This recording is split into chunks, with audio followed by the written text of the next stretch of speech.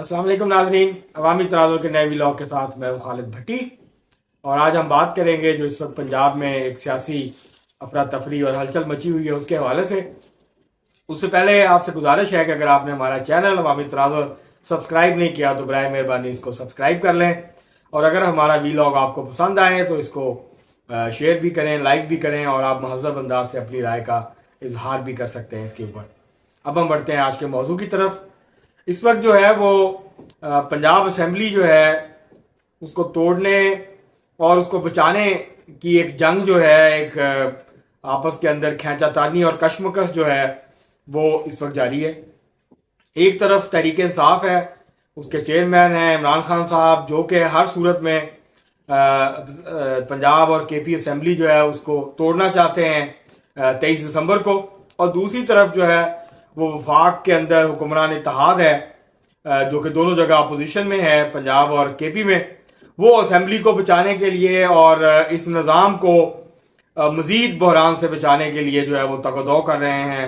भाग दौड़ कर रहे हैं। और एक लामुतनाही सिलसिला है आपस के अंदर मुलाकातों का। शहबाज शरीफ साहब वज़ीर आज़म जो हैं वो साबिक़ सदर जरदारी साहब से मिल रहे हैं, और दोनों जो हैं वो आपस में भी मिल रहे हैं, चौधरी शुजात साहब से भी मिल रहे हैं। और इसके अलावा बाकी जो पंजाब के की सतह के जो लीडर हैं वो भी आपस के अंदर जो है वो राब्ते कर रहे हैं। और काफी अरसे के बाद, तकरीबन जुलाई के बाद से पहली दफा जहांगीर तरीन साहब भी जो है वो मुतहरक नजर आ रहे हैं। तो एक सियासी खिचड़ी है जो इस वक्त पक रही है, और उसका जो महवर और मरकज है वो कोई अवाम को रिलीफ देना नहीं है या अवाम के मसाइल का हल नहीं है, बल्कि उसका महवर और मकसद जो है एक तरफ जो है वो इमरान खान साहब हैं जो इस सियासी निज़ाम को तहवाला करना चाहते हैं। वो इस निज़ाम को जो है वो गिराना चाहते हैं, इसको कमज़ोर करना चाहते हैं। इसका जो सियासी बहरान है मुल्क के अंदर, उसके अंदर उसकी शिद्दत जो है उसके अंदर इजाफा करना चाहते हैं, क्योंकि वो उनको सूट करता है। इमरान खान साहब का ख्याल ये है, और ये बात बहुत हद तक दुरुस्त भी है, कि मुल्क के अंदर जितना मौशी और सियासी बहरान संगीन होगा, गहरा होगा, अवाम के अंदर जो हुक्मरान इत्तेहाद है मरकज के अंदर, उनकी जो मुखालफत है उसके अंदर उतना ही इजाफा होगा। क्योंकि जाहिर है महंगाई बढ़ रही है, इस मौशी बहरान के नतीजे में बेरोजगारी बढ़ रही है, गुर्बत बढ़ रही है, लोगों की कुव्वत खरीद मुसलसल गिर रही है, और अशिया जरूरिया जो है उनकी कीमतों में होशरबा इजाफा जो है वो मुसलसल इस वक्त जारी है।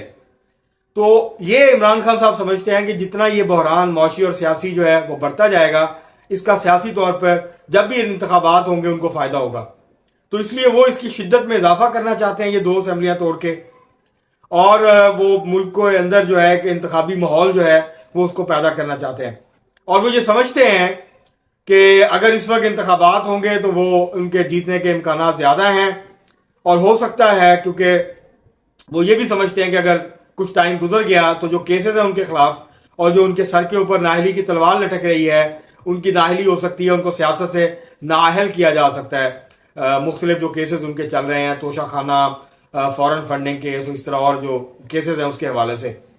तो इसलिए वो ये समझते हैं कि उससे पहले पहले कि अदालतें किसी नतीजे पे पहुंचे, उनके खिलाफ कोई फैसला सुनाएं, इससे पहले पहले वो बहरान को इतना शदीद कर दें, इतना गहरा कर दें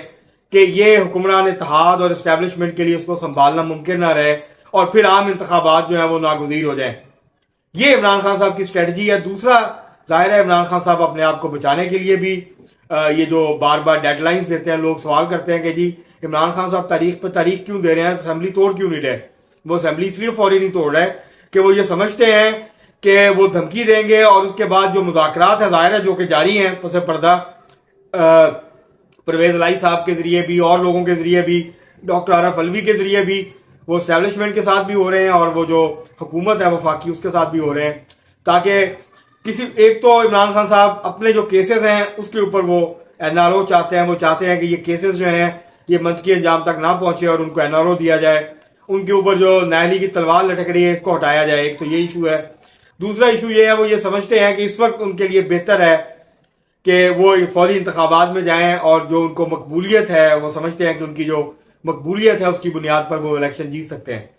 जबकि अगर आज पंजाब के अंदर इलेक्शन हो तो ये बात दुरुस्त है कि बड़ा सख्त मुकाबला होगा मुस्लिम लीग नून और तहरीक इंसाफ के दरमियान। अगर कोई ये समझता है कि तहरीक इंसाफ क्लीन स्वीप कर देगी और कोई मुकाबला नहीं होगा तो वो गलतफहमी का शिकार है, और या शायद वो पंजाब के जो सियासी हकायक हैं इससे वो दुरुस्त तौर पर वाकिफ नहीं है, या उसको नजरअंदाज कर रहा है, क्योंकि बहुत सख्त मुकाबला होगा। पंजाब के कम से कम सूबाई असेंबली के 150 हल्के ऐसे हैं जहां फैसला चंद 100 या 2-3 हजार वोटों के साथ फैसला होना है, जहां बहुत ज्यादा मार्जिन नहीं होगा, फर्क बहुत ज्यादा नहीं होगा। उसकी वजह यह है कि पिछले 1-2 माह में इमरान खान साहब की मकबूलियत कम हुई है, लेकिन दूसरी तरफ जो हुक्मरान इत्तेहाद है, मुस्लिम लीग नून, पीपल्स पार्टी और बाकी, इनकी मकबूलियत में इजाफा नहीं हुआ। जिस तरह हुकूमत से निकाले जाने के बाद और हुकूमत में आने के बाद, अदम एतमाद के बाद, मुस्लिम लीग नून की पंजाब में मकबूलियत गिरी थी और तहरीक इंसाफ की जो मकबूलियत थी उसके अंदर इजाफा हो गया था, जिसकी वजह से फर्क जो है ऐसे लगता था कि बहुत ज्यादा हो गया है। अब वो जो फर्क था वो बहुत कम रह गया है, और मुस्लिम लीग नून के जो मजबूत हल्के हैं वहां मुस्लिम लीग, आज भी मुस्लिम लीग नून जो है वो एक तगड़ी सियासी जमात है, और तहरीक इंसाफ के लिए आसान नहीं होगा मुस्लिम लीग नून को जो है वो बुरी तरह से शिकस्त देना पंजाब के अंदर। तो लेकिन जो बड़ी हैरानकुन बात है वो ये है कि पंजाब में तो बहुत सियासी हलचल है, मुलाकातें हो रही हैं, ख्याजतानी हो रही है, जोड़ तोड़ हो रहा है, सब कुछ हो रहा है जो कि होता है हमारे यहाँ सियासत में, खासतौर पर जो हुक्मरान तबके की सियासत है, क्योंकि ये जो इस वक्त सियासत है ये खालिस्तान हुक्मरान तबके की सियासत है, ये इक़्तिदार के हसूल की जो है वो सियासत है। अवाम से इसका कोई लेना देना नहीं है, अवाम के मसाइल से इसका कोई लेना देना नहीं है, कोई सरोकार नहीं है, और हुक्मरान तबका आपस की जो लड़ाई है उसको लड़ रहा है। और अब वो इस हद तक चले गए हैं कि उनको कोई परवाह नहीं है। मतलब एक ऐसा मुल्क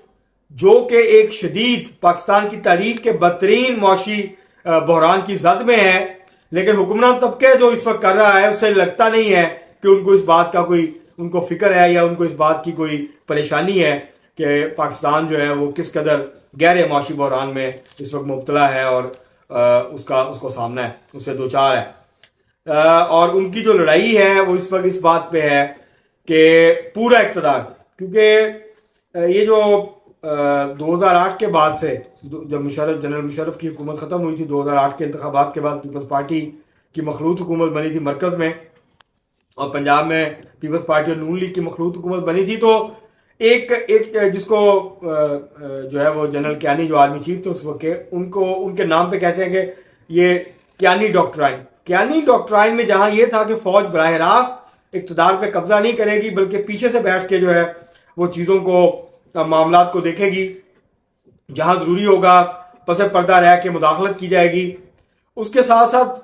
कियानी डॉक्ट्राइन का हिस्सा ये भी था कि जितने भी बड़े पोलिटिकल प्लेयर्स हैं उनको इक़्तिदार में शरीक किया जाएगा, उनको इक़्तिदार में जो है जिस कदर उनका जुस्सा है, जिस कदर उनका जिस्म है, जितनी बड़ी वो पार्टी है उसके हिसाब से उसको जो है वो पाकिस्तान का जो सियासी बंदोबस्त है, सियासी निज़ाम है, उसका हिस्सेदार बनाया जाएगा, ताकि कोई भी पॉलिटिकल पार्टी अपने आप को इस निज़ाम से बाहर तस्वर ना करे। और इसी के तहत जो है वो मखलूत सूबाई हुकूमतें बनाई गई। ANP और KP में पीपल्स पार्टी ANP हुकूमत में थे, बलूचिस्तान में पीपल्स पार्टी और बाकी सारे लोग हुकूमत में थे, पंजाब में पहले मुस्लिम लीग नून और पीपल्स पार्टी की हुकूमत थी, और फिर जो है वो पीपल्स पार्टी निकल गई, नून लीग पीपल्स पार्टी के इख्तलाफात हो गए, मरकज में भी जो है वो एक मखलूत हुकूमत थी। इस तरह मुस्लिम लीग नून के इक़्तिदार में भी मुख्तलिफ जो सियासी कुव्वतें हैं वो मुख्तलिफ सूबों में इक़्तिदार का हिस्सा बनी। 2018 का जो सियासी के इंतखाबात के बाद जो सियासी बंदोबस्त बना तो उसमें से कुछ सियासी जमातें जो हैं वो बाहर हो गई, लेकिन फिर जब एतमाद आई और उसके नतीजे में जो मखलूत हुकूमत बनी तो वो सारे जो है तकरीबन जो है इस वक्त इक़्तिदार में है। तहरीक इंसाफ जो है KP पंजाब की हुकूमत में है, BNP जो है वो मरकज़ की हुकूमत का हिस्सा है, MKM जो है वो मरकज़ की हुकूमत का हिस्सा है, ANP इक़्तिदार में नहीं है लेकिन वो बलूचिस्तान में इक़्तिदार में है। तो कोई हर जितनी भी बड़ी सियासी जमातें हैं वो किसी ना किसी शक्ल में उनको इक़्तिदार में हिस्सा मिल रहा है, थोड़ा या ज़्यादा। और ये जो कियानी डॉक्ट्राइन था उसका मकसद भी यही था कि पाकिस्तान के निज़ाम को मुस्तहकम रखने के लिए ज़रूरी है कि सारी जो बड़ी सियासी पार्टियां हुक्मरान इत्तेहाद, हुक्मरान तबके के मुख्तलिफ हिस्से हैं, उनको इक़्तिदार का हिस्सा बनाया जाए, उसको निज़ाम का हिस्सा बनाया जाए, ताकि कोई भी जो है वो उसको गिराने की कोशिश ना करे। लेकिन अब इमरान खान साहब जो है वो तुले हुए हैं इस बात पे कि उन्होंने इस निज़ाम को गिराना है। और अगले कुछ दिनों में, क्योंकि गवर्नर साहब ने कहा गवर्नर पंजाब ने कि जी चौधरी परवेज लाई जो चीफ मिनिस्टर हैं वो इत्मीनान का वोट लें असेंबली से। उनको पता है कि वो नहीं मिलेगा, क्योंकि इस वक्त खबरें बहुत ज़्यादा ये गर्दिश कर रही हैं कि तहरीक इंसाफ के काफ़ी को 2 दर्जन के करीब अरकान असेंबली ऐसे हैं जो कि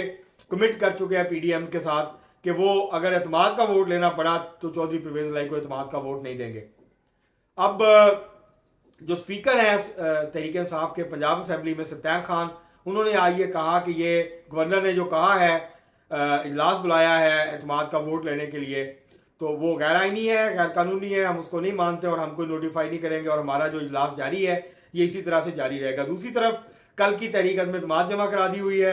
इसका मतलब यह है कि अब फौरी असेंबली तो नहीं टूटेगी कानूनी तौर पर और तहरीक अदम इत्मीनान का पहले फैसला करना पड़ेगा। अब जो है वो चौधरी परवेज लाई असेंबली नहीं तोड़ सकते जब तक कि अदम इत्मीनान का फैसला नहीं हो जाता। तो एक अजीब इस वक्त सूरत लगता है ऐसे है कि ये जो लड़ाई है इसका फैसला कुछ भी हो,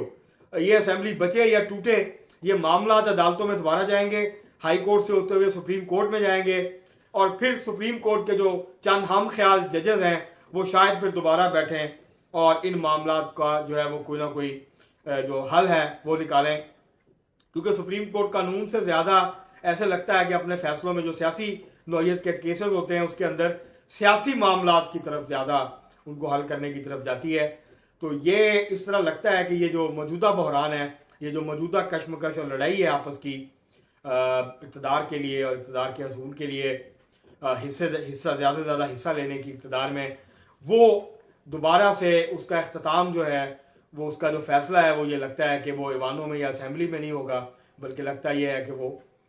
हाई कोर्ट और सुप्रीम कोर्ट में होगा। मसलन आज जो 18 अरकान को मुअत्तल किया था स्पीकर ने पंजाब असेंबली के, हाई कोर्ट ने उनको इजाज़त दे दी है कल के इजलास में शिरकत करने की, लेकिन लगता नहीं है कि कल इजलास हो और फिर एक नया सियासी और इंतज़ामी बहरान जो है वो पंजाब में लगता है कि अब सर उठाएगा और वो उसकी जो शिद्दत है उसके अंदर जो है वो इजाफा होगा। ये 2-4 दिनों में इसकी सूरत हाल और ज़्यादा वाज़ेह हो जाएगी कि पंजाब में सियासी ऊंट किस करवट बैठता है। आज के लिए इतना ही, बहुत शुक्रिया।